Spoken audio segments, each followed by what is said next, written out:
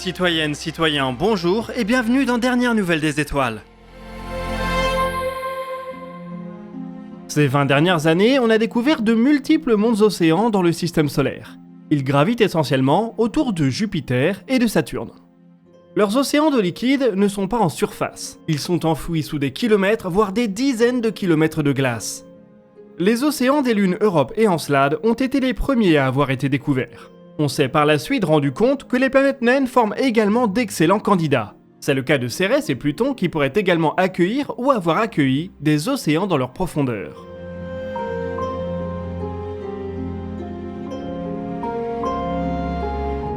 Dans la ceinture de Kuiper, au-delà de l'orbite de Neptune, il semble exister bien d'autres planètes naines.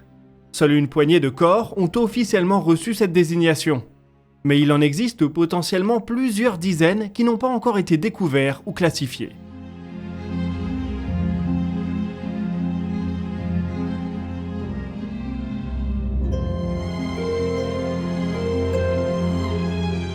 Eris est ainsi une planète naine, alors que Makemake, avec ses 1400 km de diamètre, est considéré comme un simple corps de la ceinture de Kuiper. Ce sont pourtant les deux objets qui vont nous intéresser aujourd'hui.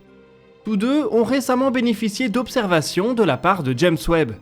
L'objectif était de caractériser la composition chimique de leur surface.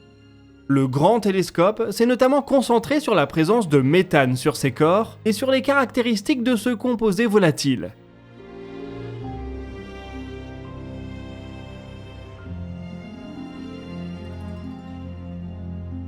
En effet, toutes les particules de méthane ne se valent pas. Les atomes d'hydrogène qui les composent en grande partie peuvent prendre plusieurs formes, en fonction du nombre de neutrons qu'ils comportent. Si un atome d'hydrogène est constitué d'un proton et d'un électron, on parle d'hydrogène simple. S'il possède en plus un neutron, on parle de deutérium. James Webb a permis d'établir à la surface d'Eris et de Makemake un rapport entre le deutérium et l'hydrogène simple dans les molécules de méthane.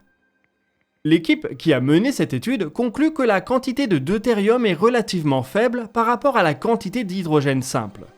Or, le deutérium est considéré comme un isotope primordial issu directement du Big Bang. Le méthane, constitué d'hydrogène simple, est pour sa part beaucoup plus intéressant. On pense en effet qu'il n'a pas été apporté par des comètes lors de la formation du système solaire. Il a dû se former sur place via l'activité de ces planètes naines.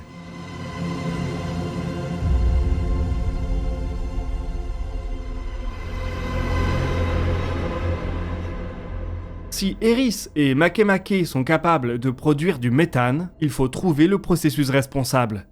Et encore une fois, un océan souterrain est un excellent candidat. Du méthane aurait ainsi pu être produit en profondeur à l'interface entre un océan d'eau liquide et un manteau parcouru de poches de magma. Il aurait ensuite été remonté en surface par le biais de geysers. Si c'est la bonne explication, alors Eris et Makemake deviennent de nouvelles candidates dans la recherche de vie extraterrestre. Il faudrait bien sûr comprendre ce qui leur permet de retenir suffisamment de chaleur pour garder un océan liquide. C'est un phénomène qu'on pensait impossible il y a 10 ans, mais les images de la surface de Pluton et d'autres découvertes rendent cette hypothèse de plus en plus crédible. Si le phénomène est avéré, alors le système solaire externe pourrait être parcouru d'oasis d'eau liquide et peut-être de vie. Il existe probablement plusieurs planètes naines dans la ceinture de Kuiper et au-delà qu'on n'a pas encore découvertes. Il sera malheureusement très difficile d'observer en détail ces objets tant ils sont lointains, à moins d'aller les voir directement sur place via des missions ambitieuses exploitant des techniques de propulsion exotiques. C'est un sujet qu'on a abordé dans notre dossier de l'espace de jeudi dernier en explorant le concept de voile atomique. En attendant, il n'y a guère que James Webb qui pourrait fournir des résultats supplémentaires.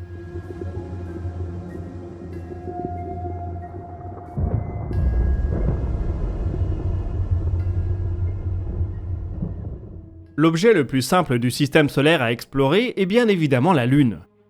En trajectoire directe, elle n'est qu'à quelques petits jours de voyage. C'est ce qu'est en train de nous démontrer l'atterrisseur américain Nova C qui a décollé mercredi dernier.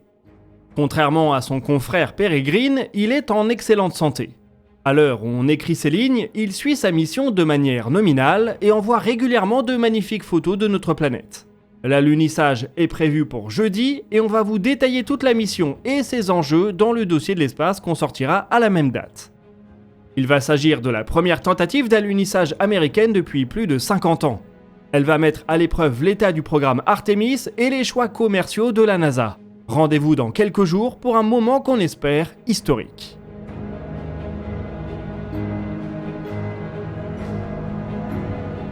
L'autre grand acteur lunaire est évidemment la Chine, pour qui les missions vers la surface de notre satellite sont presque devenues une routine. La CNSA, l'agence spatiale chinoise, continue cependant à se montrer de plus en plus ambitieuse. Après nous avoir détaillé les objectifs de la mission Chang'e 7, prévue pour 2026, elle vient de communiquer ceux de la mission Chang'e 8. Il s'agira de la dernière grande mission robotique du programme Chang'e avant que les rovers laissent la place aux humains. Elle doit normalement décoller en 2028.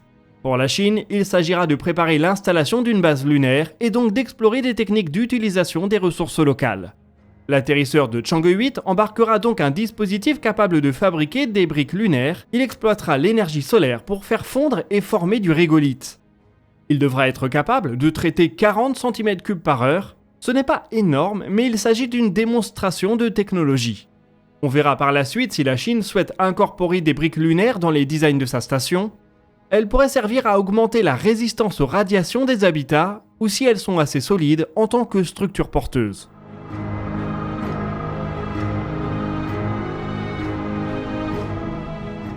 On note par ailleurs un développement intéressant de la part de la CNSA. L'agence souhaite embarquer un second robot sur sa mission pour faire de la manutention. Déplacer des outils ou des instruments, creuser dans le régolithe ou peut-être assembler des montages en briques lunaires. Plutôt que de développer ce robot en interne, la CNSA a décidé de confier sa réalisation à des acteurs privés. On voit donc la Chine s'ouvrir doucement aux idées qui sont si populaires outre-Atlantique. Le programme lunaire reste en grande majorité développé par l'agence et les grandes entreprises d'État, mais le New Space chinois va peut-être pouvoir s'y trouver une place de plus en plus grande. Ce robot devrait faire une centaine de kilos et être capable de se déplacer de 400 mètres en 1 heure. Un rythme de course comparé à Yutu 2. Chang'e 8 comportera bien évidemment de nombreux instruments scientifiques sur son atterrisseur et son rover principal. La mission pourra éventuellement collecter des échantillons pour un retour ultérieur via une mission différente.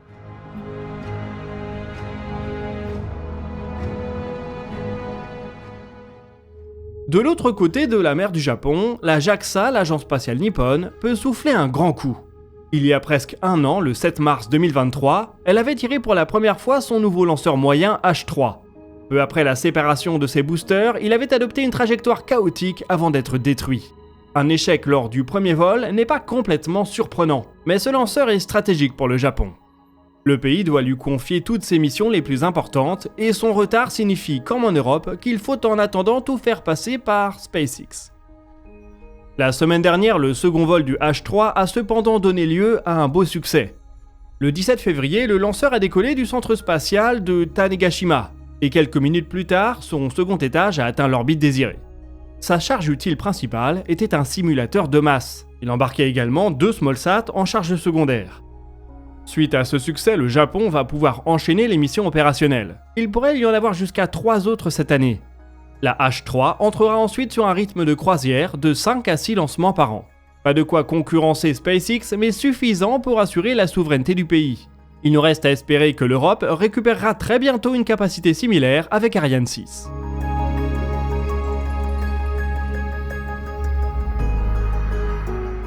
Puisqu'on parle de nouveaux lanceurs, dans les jours qui viennent, on surveillera également une potentielle date pour le 3e essai orbital du Starship. Un prototype du lanceur géant et réutilisable de SpaceX a été assemblé sur le pas de tir de Boca Chica. Les préparations semblent arriver à terme et comme d'habitude, on attend les autorisations de la FAA. En attendant, la Space Force, la branche de l'armée américaine dédiée aux activités spatiales, a déclaré vouloir étudier des lancements de Starship depuis Cap Canaveral, en Floride.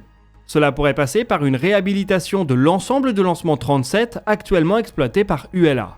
Il sert pour le moment à faire décoller la fusée Delta IV Heavy. Celle-ci va cependant prendre sa retraite le mois prochain.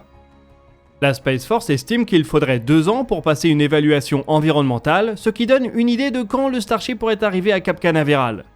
SpaceX souhaitait à l'origine exploiter le pas de tir 39A. Il y a même démarré des opérations de construction. Celles-ci sont cependant en pause.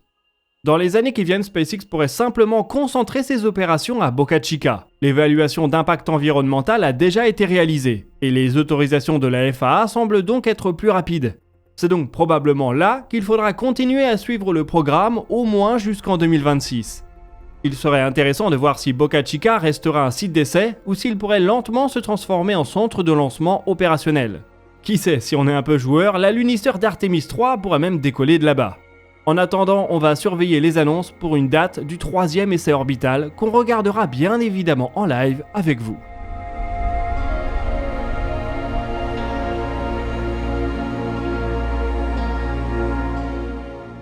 Nous voici arrivés au bout de cet épisode de DNDE. L'émission continuera en live ce jeudi à 10h avec Maxime. Ça se passera sur l'onglet en direct de la chaîne. N'hésitez pas à faire part de vos questions et de vos remarques dans les commentaires. On y répondra dans la vidéo qui sortira d'ici 1 à 2 semaines. Vous pouvez consulter la description pour retrouver nos sources et nos réseaux sociaux. Nous on se retrouve très bientôt pour un dossier spécial Novacé et jeudi soir pour un jeu de rôle sur la chaîne Twitch du CNES. Et d'ici là, citoyennes, citoyens, portez-vous bien.